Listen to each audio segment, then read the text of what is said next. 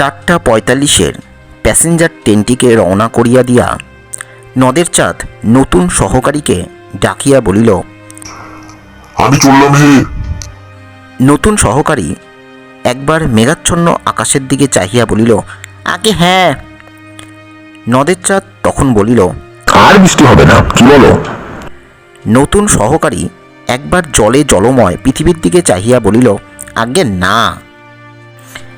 তখন নদের চাঁদ লাইন ধরিয়া 1 মাইল দূরে নদীর ওপরকার ব্রিজের দিকে হাঁটিতে লাগিল। 5 দিন অবিরত বৃষ্টি হইয়া আজ এই বিকালের দিকে বর্ষণ থামিয়াছে। 5 দিন নদীকে সে দেখে নাই। নদের চাঁদ ছেলে মানুষের মতো ঔৎসুক্য বোধ করিতে লাগিল। আকাশে যেমন মেঘ করিয়া আছে, হয়তো আবার কিছুক্ষণের মধ্যেই প্রবল ধারায় বর্ষণ শুরু হইয়া যাইবে। তা হোক। ব্রিজের একপাশে আর চুপচাপ বসিয়া কিছুক্ষণ নদীকে না দেখিলে সে বাঁচিবে না। 5 দিনের আকাশ, ভাঙ্গা বৃষ্টি না জানি নদীকে আজ কি অপরূপ রূপ দিয়াছে। দুদিকে মাঠঘাট জলে ডুবিয়া গিয়াছিল। রেলের উঁচু উঁচু বাঁধ ধরিয়া হাঁটিতে হাঁটিতে দুপাশে চাহিয়া চাহিয়া নদের চাঁদ নদীর বর্ষণ পুষ্ট মূর্তি কল্পনা করিবার চেষ্টা করিতে লাগিল।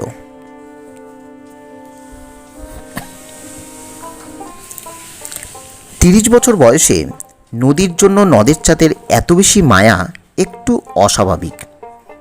কেবল বয়সের জন্য নয়, ছোট হোক তুচ্ছ হোক, সে তো একটা স্টেশনের স্টেশন মাস্টার।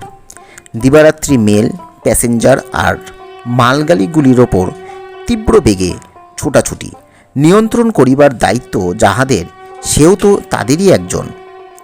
নদীর জন্য এমনভাবে পাগলা হওয়া কি তা সাজে? নদের চাঁদ সব বোঝে, নিজেকে কেবল বুঝাইতে পারে না। নিজের এই পাগলামিতে যেন আনন্দই উপভোগ করে সে।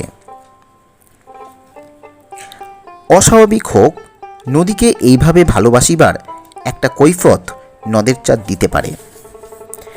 নদীর ধারে তার জন্ম হইয়াছে এবং নদীর ধারে সে মানুষও হইয়াছে।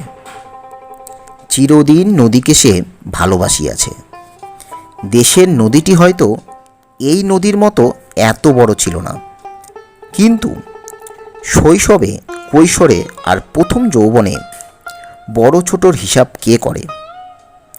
দেশের সেই ক্ষীণস্রোতা নির্জীব নদীটি অসুস্থ দুর্বল আত্মীয়ার মতোই তার মমতা পাইয়াছিল। বড় হইয়া একবার অনাবৃষ্টির বছরে নদীর ক্ষীণ স্রোতধারাও প্রায় শুকিয়া যাইবার উপক্রম করিয়াছে দেখিয়া সে প্রায় কাঁদিয়া ফেলিয়াছিল।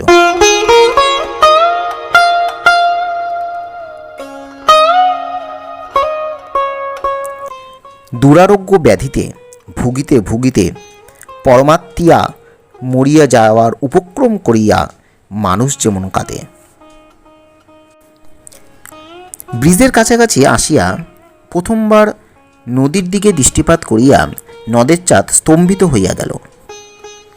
5 দিন আগেও বর্ষার জলে পরিপুষ্ট নদীর পঙ্কিল জলস্রোতে সে চাঞ্চল্য দেখিয়া গিয়াছে, কিন্তু সে চাঞ্চল্য যেন ছিল পরিপূর্ণতার আনন্দের প্রকাশ। আজ যেন সেই নদী খেপিয়া গিয়াছে, গাঢ়তর পঙ্কিল জল ফুলিয়া ফাঁপাইয়া ফেনোচ্ছ্বাসিত হইয়া ছুটিয়া চলিয়াছে। এতক্ষণ নদের চাঁদ একটি সংকীর্ণ ক্ষীণস্রোতা নদীর কথা ভাবিতেছিল।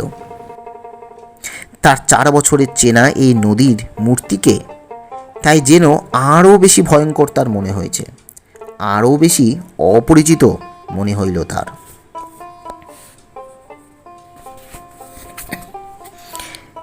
ব্রিজের মাঝামাঝি ইট, সরকি আর সিমেন্টের গাঁথা ধারক স্তম্ভের শেষ প্রান্তে বসিয়া সে প্রতিদিন নদীকে দেখে। আজও সে সেইখানে গিয়া বসিল। নদীর স্রোত ব্রিজের এই দিকের ধারক স্তম্ভগুলিতে বাধা পাইয়া ফেনিল আবর্ত রচনা করিতেছে। এত উঁচুতে জল উঠিয়া আসিয়াছে যে মনে হয় ইচ্ছা করিলে বুঝি হাত বাড়াইয়া স্পর্শ করা যায়। নদের চাঁদের ভারী আমোদবোধ হইতে লাগিল। পকেট খুঁজিয়া পুরাতন একটা চিঠি বাহির করিয়া সে স্রোতের মধ্যে ছুড়িয়া দিল। চোখের পলকে কোথায় যে অদৃশ্য হইয়া গেল চিঠিখানা। উন্মত্ততার জন্যই জলপ্রবাহকে আজ তার জীবন্ত বলে মনে হইতেছিল। তার সঙ্গে খেলায় যোগ দিয়া চিঠিখানা যেন তাড়াতাড়ি লুকিয়া ফেলিয়াছে। দুদিন ধরিয়া বাহিরের অবিশ্রান্ত বর্ষণের সঙ্গে সুর মিলাইয়া নদের চাঁদ বউকে প্রাণপণে একখানা 5 পৃষ্ঠা ব্যাপী বিরহ বেদনাপূর্ণ চিঠি লিখিয়াছে। চিঠি পকেটেই ছিল। একটু মমতাবোধ করিল বটে, কিন্তু নদীর সঙ্গে খেলা করার লোভটা সে সামলাইতে পারিল না। একখানি পাতা ছিঁড়িয়া দুমড়াইয়া মুচড়াইয়া জলে ফেলিয়া দিতে লাগিল সে। তারপর নামিল অঝোর ধারায় বৃষ্টি। সে কি মুষলধারার বর্ষণ। ঘণ্টা 3 বিশ্রাম করিয়া মেঘের যেন নতুন শক্তি সঞ্চিত হইয়াছে।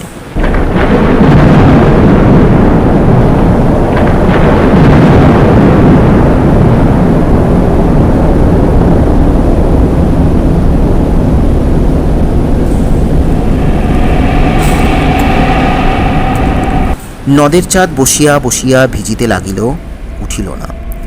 নদী হইতে একটা অশ্রুত পূর্ব শব্দ উঠিতেছিল।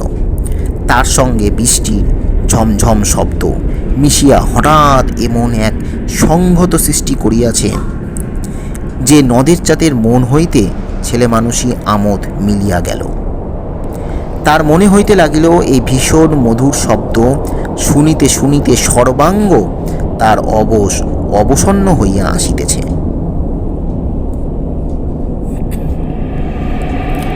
ক্রমে ক্রমে দিনের স্থিমিত আলো মিলাইয়া চারিদিক অন্ধকার ছাইয়া গেল। বৃষ্টি একবার কিছুক্ষণের জন্য একটু কমিয়া আবার প্রবল বেগে বর্ষণ আরম্ভ হইল। ব্রিজের ওপর দিয়া একটা ট্রেন চলিয়া যাওয়ার শব্দে আকস্মিক আঘাতে ঘুম ভাঙিয়া যাওয়ার মতো একটা বেদনাদায়ক চেতনা কিছুক্ষণের জন্য নদের চাঁদকে দিশেহারা করে রাখিল। তারপর সে অতি কষ্টে উঠিয়া দাঁড়াইল। বড় ভয় করিতে লাগিল নদের চাঁদের। হঠাৎ তার মনে হইয়াছে রোষে ক্ষোভে উন্মত্ত এই নদীর আর্তনাদী জলরাশির কয়েক হাত উঁচুতে এমন নিশ্চিন্ত মনে এতক্ষণ বসিয়া থাকা তাহার উচিত হয় নাই। হোক ইট, সরকি, সিমেন্ট, পাথর, লোহালক করে গড়া ব্রিজ, যে নদী এমনভাবে খেপিয়া যাইতে পারে তাহাকে একদম বিশ্বাস নাই।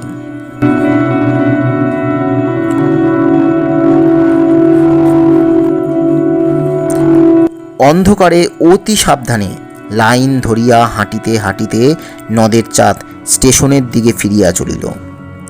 নদীর বিদ্রোহের কারণ সে বুঝিতে পারিয়াছে।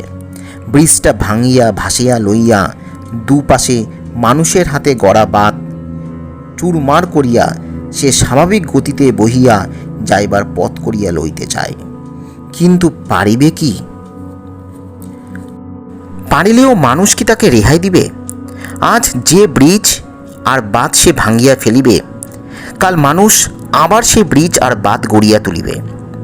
তারপর এই গভীর প্রশস্ত জলপূর্ণ নদীর তার দেশের সেই ক্ষীণস্রোতা নদীতে পরিণত হইতে না জানি মোটে আর কতদিন লাগিবে। স্টেশনের কাছে নতুন রং করা ব্রিজটির জন্য এতকাল নদের চাঁদ গর্ব অনুভব করিয়াছে। আজ তার মনে হইল, কি প্রয়োজন ছিল এই ব্রিজটির? বোধহয় এই প্রশ্নের জবাব দিবার জন্যই পেছন হইতে 7 নম্বর ডাউন প্যাসেঞ্জার ট্রেনটি নদের চাঁদকে পিষিয়া দিয়া চলিয়া গেল ছোট স্টেশনটির দিকে। নদের চাঁদ 4 বছর যেখানে স্টেশন মাস্টারি করিয়াছে এবং বন্দি নদীকে ভালোবাসিয়াছে।